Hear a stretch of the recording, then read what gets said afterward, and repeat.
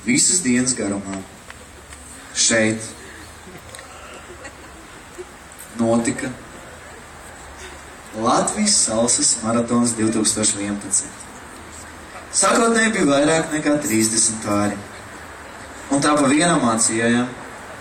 Līdz 3. vietu mums ieguva burvīgais 8. vārds. Bet kurš tad ir ieguvis 2. vietu un kurš ir ieguvis naudas balvu 500 eiro apmērā? Man ir tas gods pavēstīt to, kad 2. vietu iegūst Pāris ar numuru 12.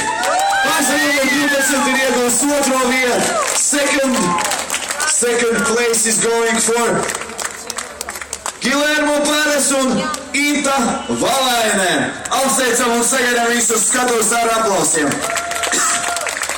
Pilnīgi aizrījos, tā nav skauta. Bet paldies, aplaus!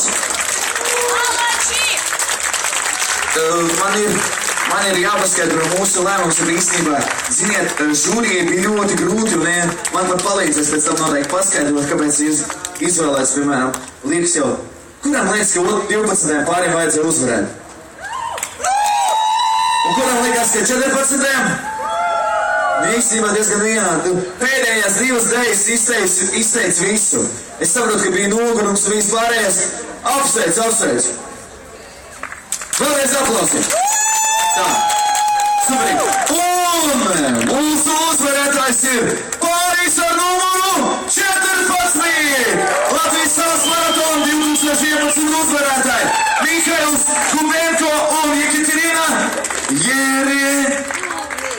Lavrentjeva! Lūdzu nosējies pašā centriņā, kur jūs tā kautrīgi pašā centrā. Šie cilvēki ir nodarījuši vairāk nekā 14 stundas nāciet tuvāk, uztaisam kopīgu bildi, tāpat, nebaidoties, jūs taču visi esat lieliski.